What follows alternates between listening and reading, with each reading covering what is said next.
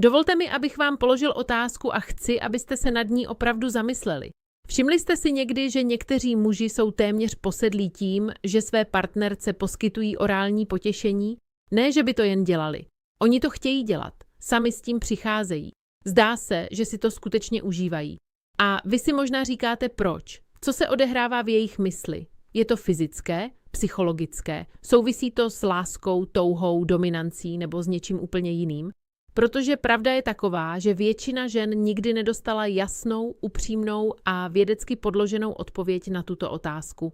A bez této odpovědi vzniká zmatek, vzniká nejistota. A někdy dokonce i odstup v okamžiku, který by mohl být hluboce intimní. Dnes se to ale změní. Provedu vás skutečnými důvody, podloženými psychologií, neurovědou a lidskou biologií, proč muži rádi poskytují své partnerce orální potěšení. A co je ještě důležitější, vysvětlím vám, co to znamená pro vás, vaše sebevědomí, váš vztah a vaše prožívání potěšení. Zůstaňte se mnou. Bude to jeden z nejvíce oči otevírajících rozhovorů o intimitě, jaké jste kdy slyšeli. Pojďme na to. Ahoj všichni a vítejte zpět na kanálu. Jsem doktorka Lia Romano, uroložka a specialistka na ženské zdraví. Ve své praxi pomáhám ženám lépe porozumět svému tělu, vztahům a sexuálnímu zdraví s větší jistotou a klidem. Na tomto kanálu mluvíme o věcech, které většina lékařů nemá čas podrobně vysvětlit a na které se většina lidí stydí zeptat. A slibuji vám jedno, nenajdete tu žádné odsuzování. Pouze vědu, pouze porozumění, pouze pravdu. Pokud jste tu noví, vítejte. Klikněte na odběr, protože každý týden zveřejňuji obsah, který ženám pomáhá lépe porozumět sobě samým i lidem, které milují. A pokud se vracíte, děkuji vám. Vaše podpora pro mě znamená opravdu hodně a čtu každý komentář. Dobře, promluvme si o orální intimitě z mužské perspektivy. Je to téma, které ovlivňuje skutečné vztahy každý den a přesto se o něm téměř nikdo nebaví otevřeně a srozumitelně. Nejdříve si ujasněme, o čem vlastně mluvíme. Především chci tuto konverzaci zcela normalizovat. Orální sex patří mezi nejběžnější sexuální praktiky mezi dospělými páry po celém světě. Studie institucí jako Kinsey Institute nebo odborných časopisů zaměřených na sexuální medicínu dlouhodobě ukazují, že většina sexuálně aktivních heterosexuálních párů tuto formu intimity pravidelně zařazuje do svého života. Mluvíme tedy o něčem biologicky normálním, psychologicky významném a fyziologicky důležitém pro ženské potěšení. A přesto kolem toho panuje mnoho nejistoty. Některé ženy se cítí rozpačitě, jiné si nejsou jisté, zda si to jejich partner opravdu užívá.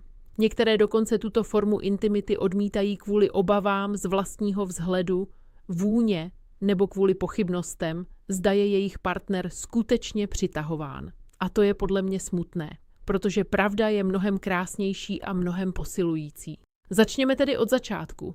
Co se děje v mužském mozku? Lidský mozek není nastaven pouze na přijímání potěšení. Je stejně silně nastaven i na jeho poskytování. Když muž přináší potěšení své partnerce, v jeho mozku se spouští fascinující chemická reakce. Uvolňuje se dopamin, oxytocin a dokonce i mírné množství testosteronu.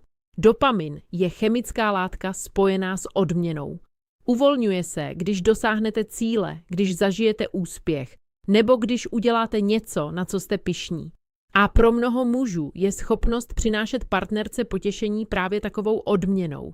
Nejde o teorii. Výzkumy opakovaně ukazují, že muži, kteří kladou důraz na spokojenost své partnerky, vykazují vyšší spokojenost i ve svém vlastním vztahu. Dále je tu oxytocin, takzvaný hormon pouta a blízkosti. Když jsou dva lidé v těsném intimním kontaktu, hladina oxytocinu stoupá u obou. Tento hormon posiluje důvěru, pocit bezpečí a emocionální spojení. Jinými slovy, muž během intimity často nezažívá jen vzrušení. Zažívá i hlubší pocit propojení. A pak je tu testosteron. Ten není spojen pouze se sexualitou nebo dominancí. Souvisí také s touhou být blízko člověku, který ho přitahuje. S touhou poznávat, objevovat a cítit hlubší spojení. Proto je pro mnoho mužů tato forma intimity přirozeným vyjádřením silné přitažlivosti. Pokračování. Pojďme se nyní podívat hlouběji do psychologie, protože biologie vysvětluje pouze část celého příběhu. Důvod 1. Cítí se silný, když vám přináší potěšení. Možná vás to překvapí, ale pro mnoho mužů je sexuální sebevědomí úzce spojeno s jejich schopností uspokojit partnerku. Když muž vidí, slyší nebo cítí, že žena prožívá potěšení díky němu, aktivuje se v něm velmi hluboký psychologický mechanismus. Psychologové tento jev označují jako erotickou štědrost. Jde o vlastnost, která se často objevuje u emocionálně vyspělých a bezpečně navázaných partnerů. Takoví muži nemyslí pouze na vlastní uspokojení. Velkou radost jim přináší právě reakce partnerky a právě proto může být tato forma intimity pro ně tak významná. Je to přímá zpětná vazba. Bez rozptylování, bez bariér, pouze on a vaše reakce. A pro muže, kterému na vás záleží, je to mimořádně silný a odměňující zážitek. Důvod 2. Je to akt důvěry a blízkosti. Zamyslete se nad tím, co intimita skutečně vyžaduje. Vyžaduje zranitelnost na obou stranách. Jako přijímající partnerka dovolujete někomu vstoupit do jedné z nejintimnějších oblastí svého těla. A jako dávající partner věnuje muž svůj čas, pozornost a touhu. Pro emocionálně zdravé muže má tato výměna hluboký význam. Říká: důvěřuji ti, toužím po tobě, vidím tě.